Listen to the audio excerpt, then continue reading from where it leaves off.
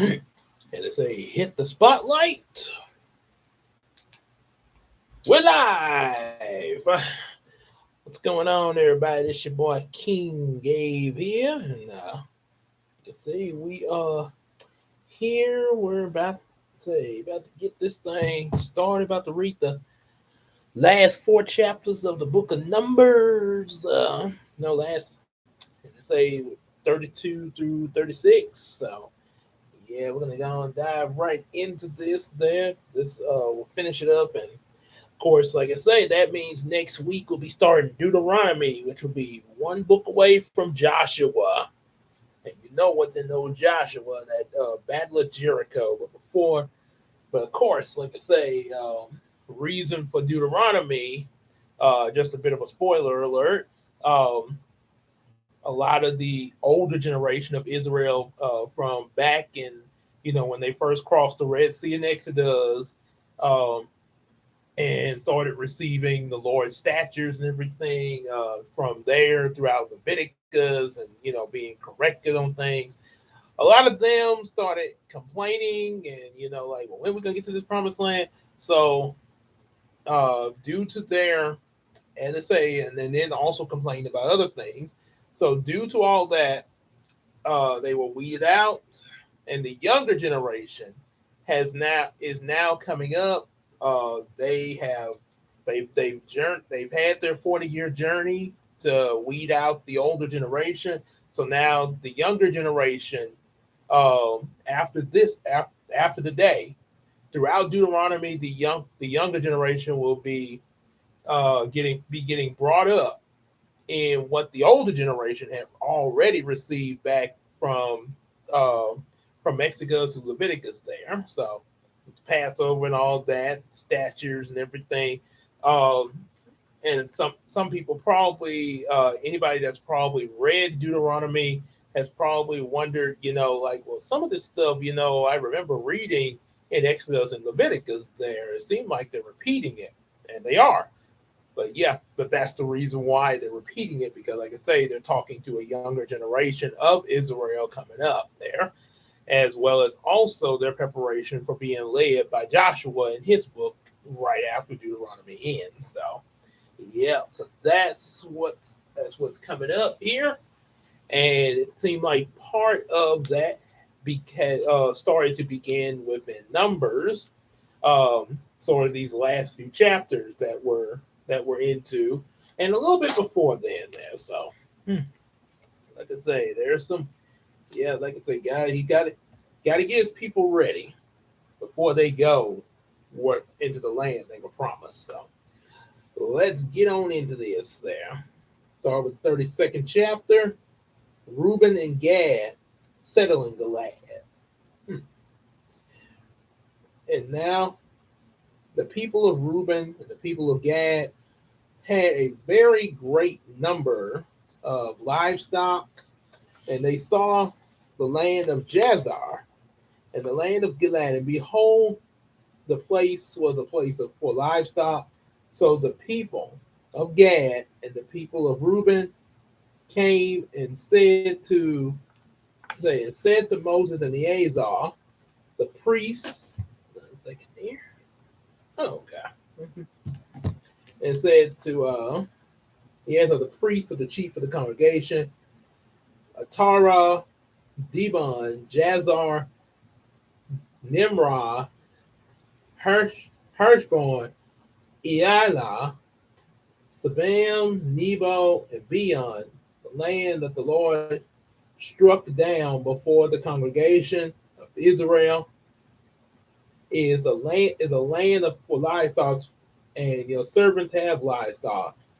And they say, if we have found favor in your sight, let this land be given to your servants for possession, and don't take us across the Jordan. But Moses said to the people of Gad and the people of Reuben, shall your brothers go to war while you sit here? Why will you discourage the heart of the people of Israel from going over to the land that the Lord has given them? Your fathers did this when um, your fathers did this when I sent them from Kadesh Barnea to see the land. They went up into the valley of Isda, and they saw the land. They were discouraged, and they discouraged the heart of the people of Israel from going into the land the Lord has given him. And the Lord's anger was kindled on that day, and he swore, saying, surely none of the men who came up out of Egypt from 20 years old and upward shall see the land that I swore to Abraham, to Isaac, and Jacob, because they have not wholly followed me. None except Caleb, the son of Jephunneh the Kenizzite, and Joshua, the son of Nun. For they have wholly followed the Lord. And the Lord's anger was kindled against Israel. He made them wander 40 years. All the generations that had done evil in the sight of the Lord was gone.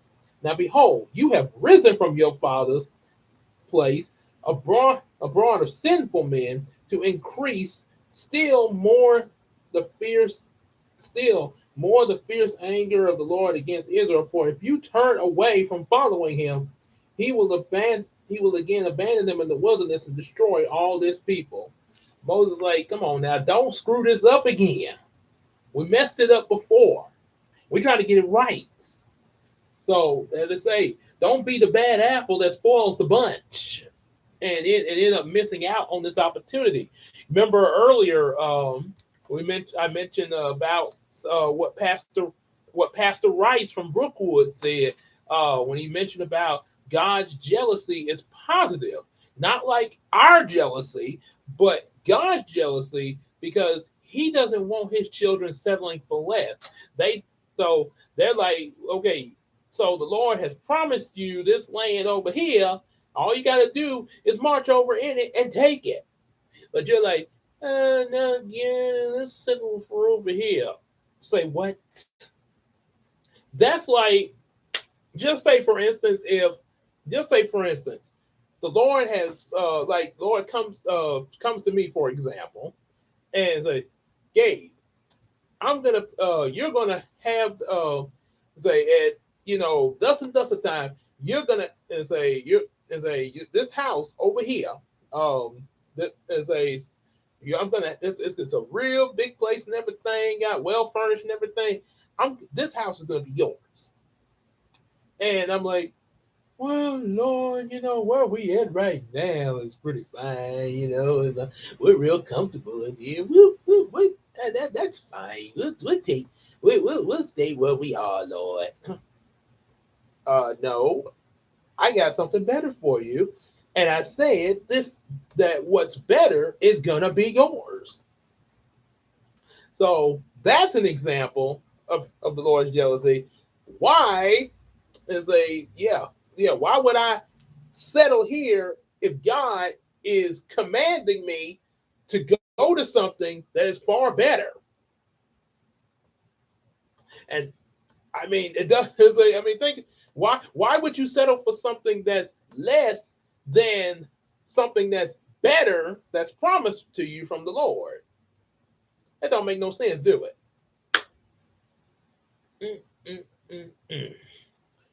You get a little sip of that while y'all think about that for a second. All right, let's see. Okay, so let's continue. Then they came near him and say, we will build sheepfolds here for our livestock, the cities for the little ones. We'll take up arms ready to go before the people of Israel until we have brought them to their place. And our little ones shall live in the fortified cities of the inhabitants of the land. We shall not return to our houses until the people of Israel has gained his inheritance. For we will not inherit with them on the other side of Jordan and beyond, for our inheritance has come to us on this side of the Jordan east. You have something better, and you want to settle over here.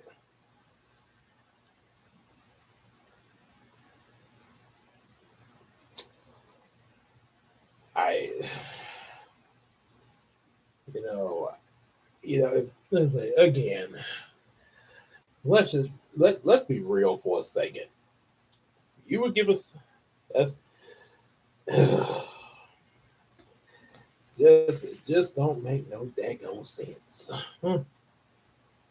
So Moses said to them, If you will do this, you will take up arms to go before the Lord, before the Lord for the war. Every armed man of you will pass over the Jordan before the Lord until he has driven out his enemies before him, and the land is subdued before the Lord. Then after that, you shall return and be free of obligation to the Lord and to Israel, and this land shall be your possession before the Lord. But if you but if you will not do so, behold, you have sinned against the Lord, and sure your sin will find you out. That I remember that line. Find your sin will find you out. From a gospel comedian, Sister Cantaloupe. There back in the day.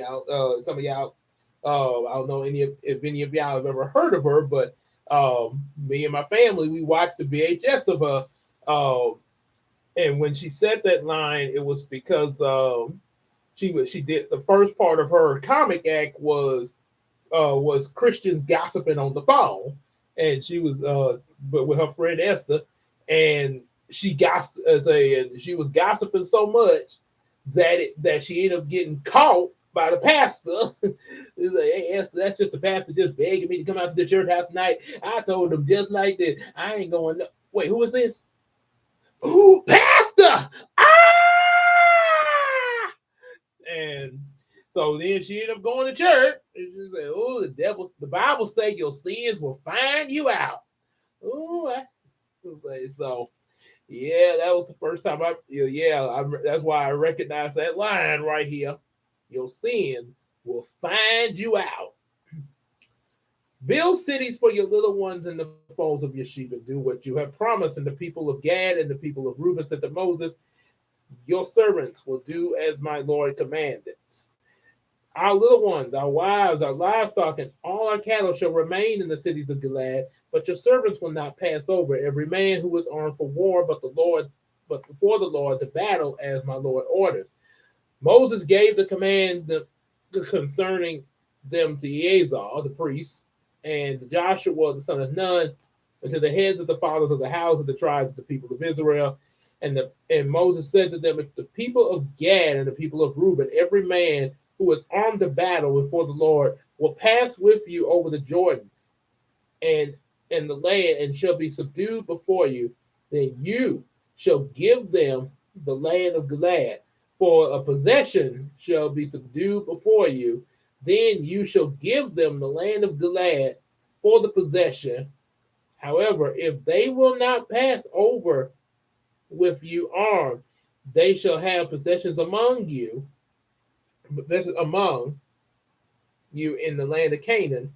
And the people of Gad and the people of Reuben answered, "What the Lord has said to your servants we will do. We will pass over armed before the Lord into the land of Canaan, and the possession of our inheritance shall remain with us beyond the Jordan." And Moses gave to them the people of Gad and the people before Reuben, to the half tribe of Manasseh, the son of Joseph, and the kingdom of Sihon, the king of the Amorites, and the kingdom of Og, king of Bashan, and the land and its cities with their territories, and the cities of the lands throughout the country. And the people of Gad built Dibon, Atara, Aram, Arapsapah, Jazar, Gabah, Beth Naram, Beth Haran, fortified cities for the fold of the sheep. The people of Reuben built Heshbon, Eli, Karadim, Nebo, Balaam, Balaam, those names were changed, and Sibah, and they gave the orders to the name. They gave other names to the cities that they built, and the sons of Micah, the sons of Manasseh, went to Gilead and captured it and disposed of the Amorites who were in it. And Moses gave Gilead and captured it and disposed the Amorites who were in it. And Moses gave Gilead, the son of Micah, the son of Manasseh, and settled in it. And Jar, the son of Manasseh, went and captured their villages and called them Javarha. And Nabal went and captured Kiddah and its villages, and went and called it Nobah. Before after his own name. So hopefully this is getting cleared out there. Let's go into chapter 33, recounting Israel's journey. These are the stages of the people of Israel that went out the land of Egypt by their companies under the leadership of Moses and Aaron. Moses wrote down their starting places stage by stage by the command of the Lord.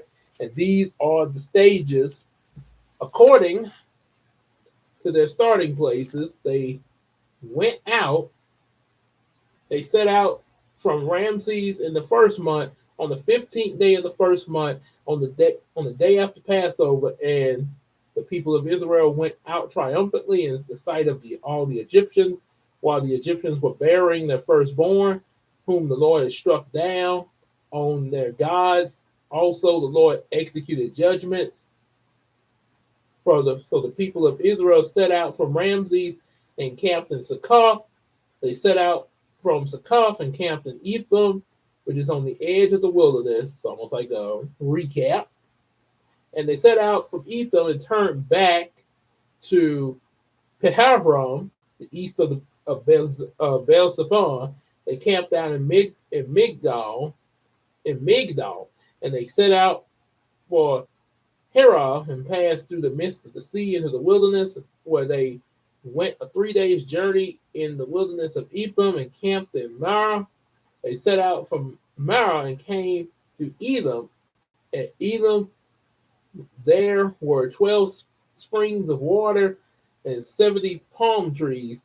They camped there. They set out from Elam and camped by the Red Sea. They set out from the Red Sea and camped in the wilderness of Sin. And then they set out from the wilderness of Sin and camped out in Dophkah.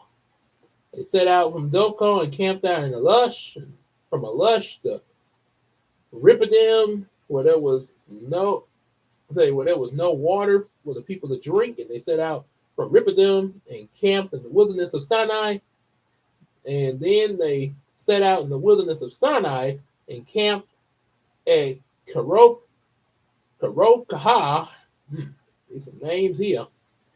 And they set out from Karoth Havata and camped out in Hazarah.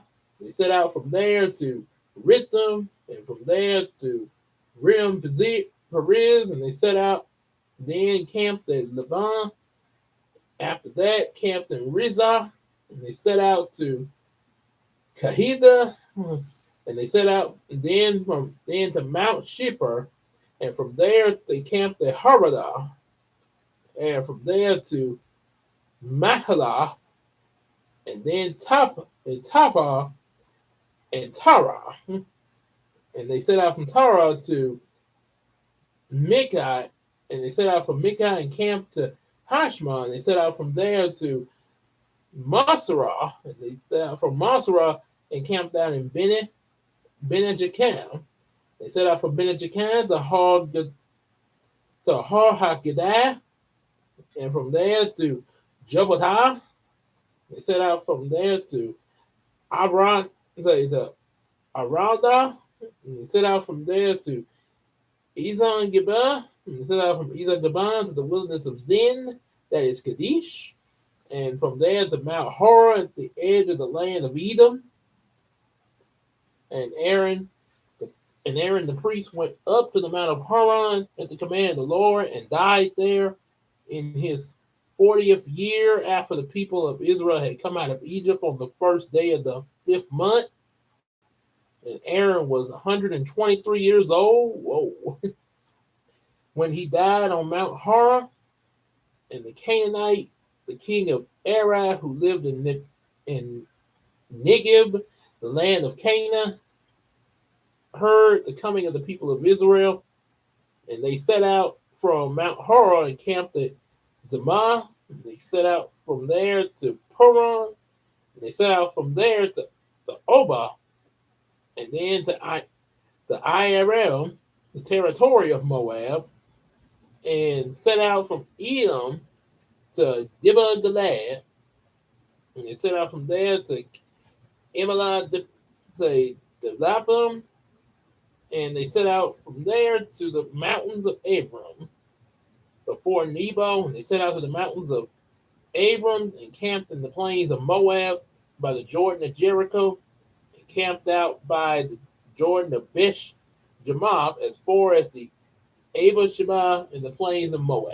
And now and then driving out the inhabitants. And the Lord spoke to Moses by the plains of Moab and the Jordan at Jericho, and saying, speak to the people of Israel, when you pass over the Jordan into the land of Canaan, you shall drive out all the inhabitants from the land from before you, and destroy all their figure stones, and destroy their metal images, demolish their high places. You shall take possession of the land and settle in it, for I have given the land to you to possess it. You shall inherit the land by according to your clan. To the large tribe you shall give a large inheritance.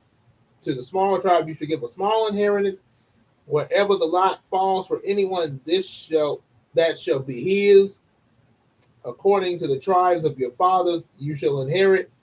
But if you do not drive out the inhabitants from your land before you, then those of them who you let remain shall be as barbs in your eyes and thorns in your side. They will be trouble in the land where you dwell, and I will do to you as I thought to do to them.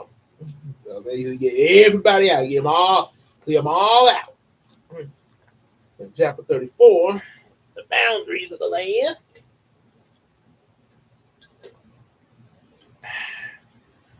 And the Lord spoke to Moses, saying, command the people of Israel to say to them, when you enter the land of Canaan, this is the land that shall fall to you for an inheritance.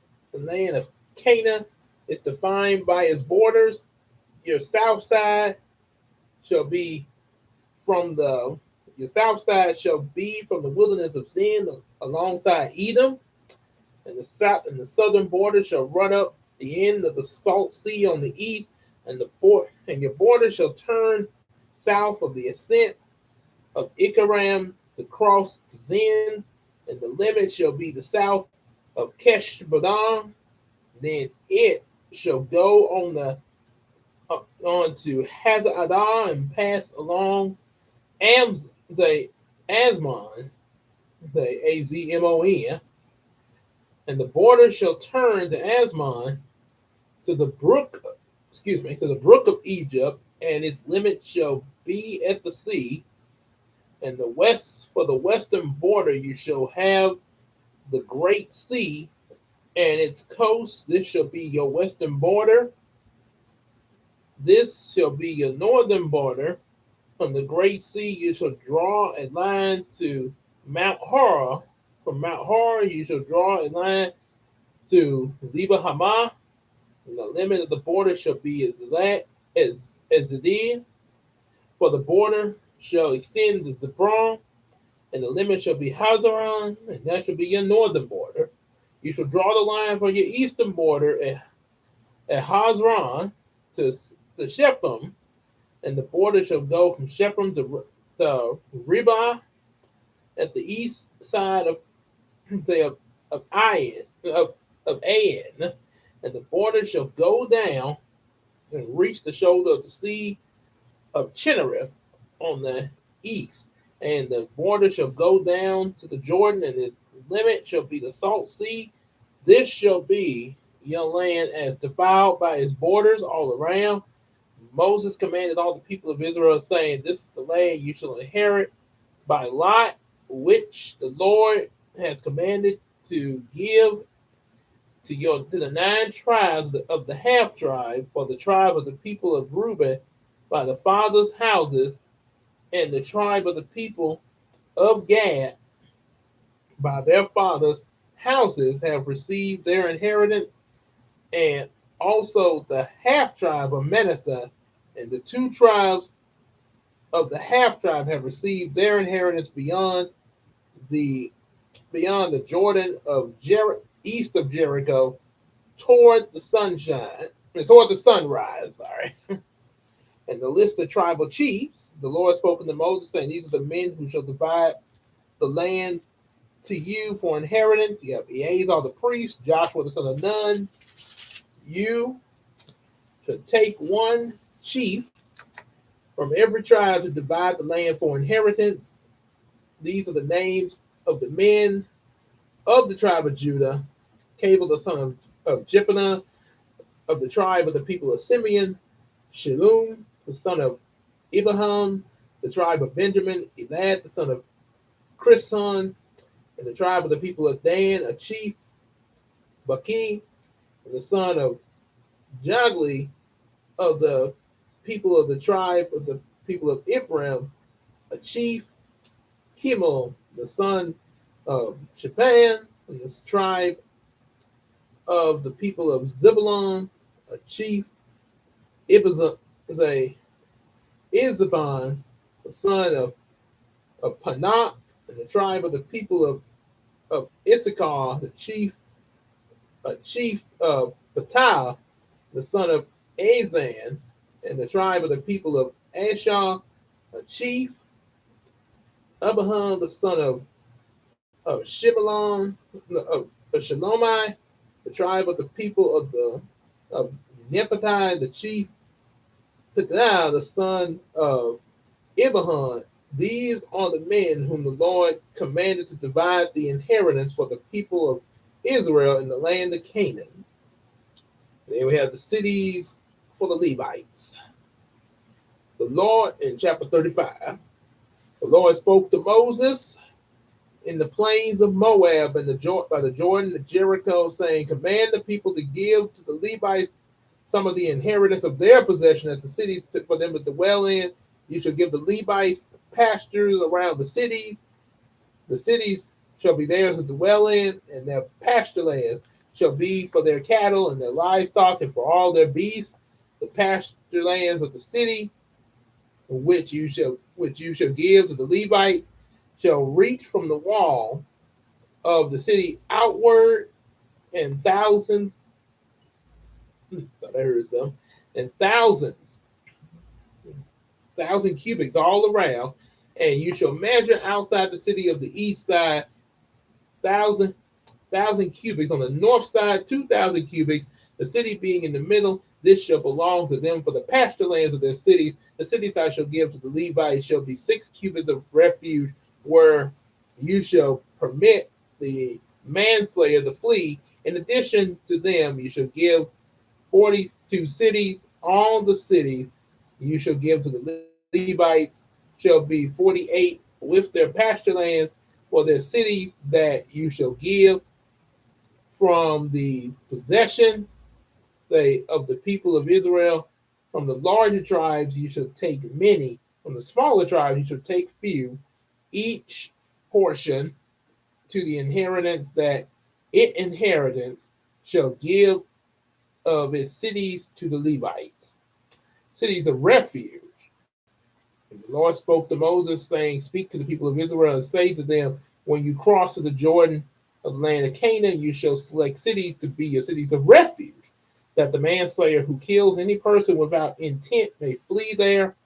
The city shall be your refuge from the avenger, and the manslayer may not die until he stands before the congregation for judgment.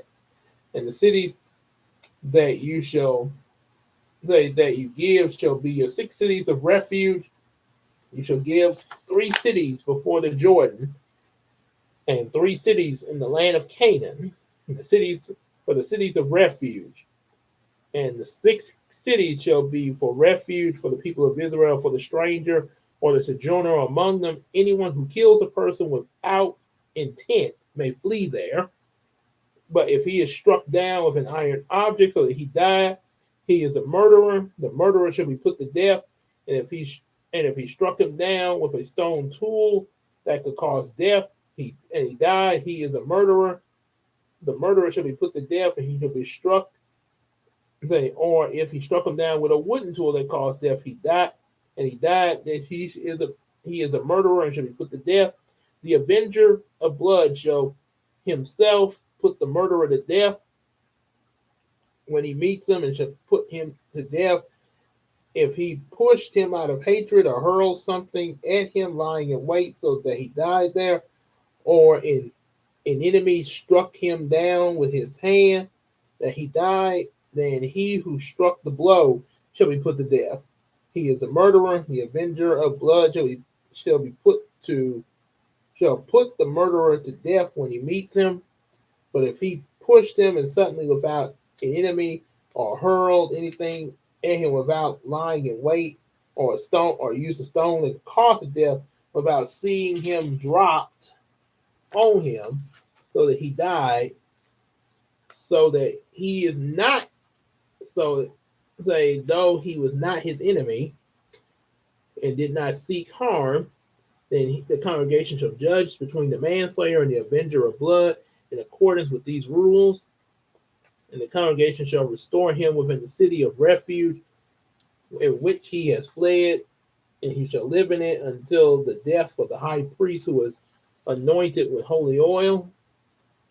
But if the manslayer shall at any time go beyond the boundaries of his city of refuge which he fled, the avenger of blood kills the manslayer, he shall not be guilty of blood. He must remain in the city of refuge until death of the high priest. But after the death of the high priest, the manslayer may return to the land his possession, and these things shall be for a statute and rule, and throughout your generations in all your dwelling places. If anyone kills a person, the murderer shall be put to death on the evidence of witnesses, but no person shall be put to death on the testimony of one witness.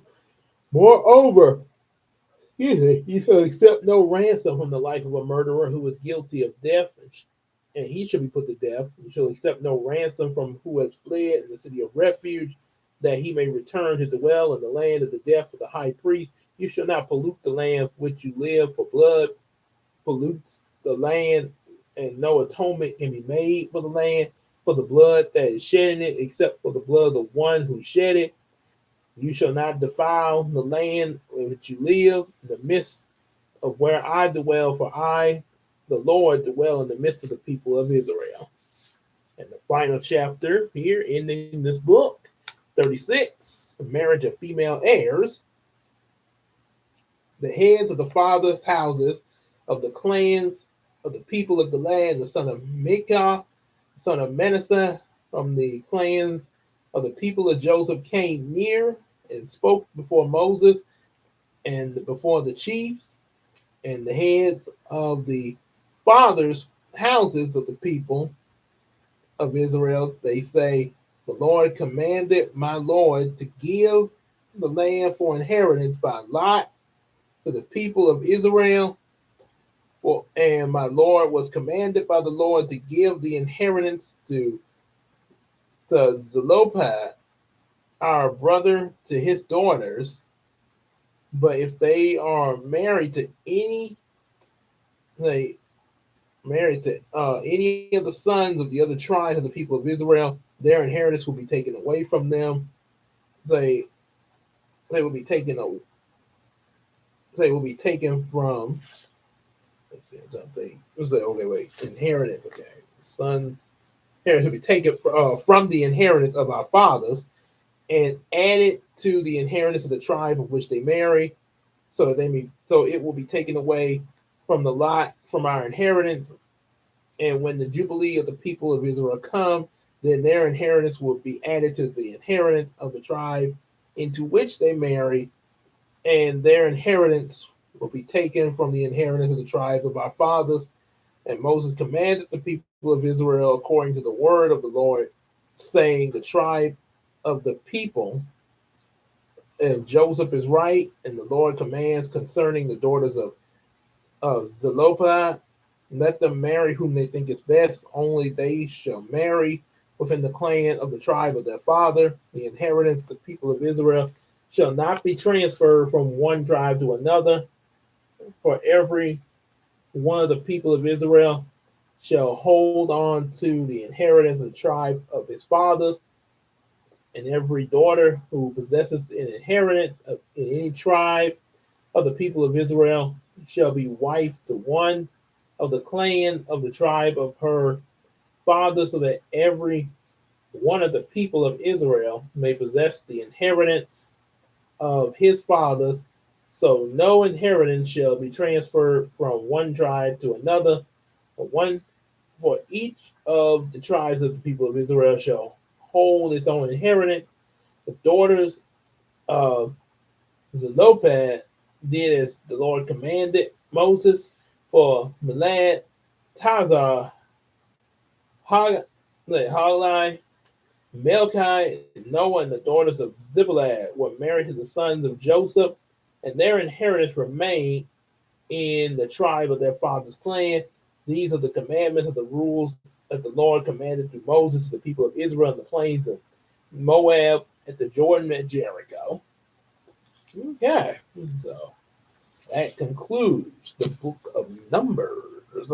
So that means next week we will be starting Deuteronomy.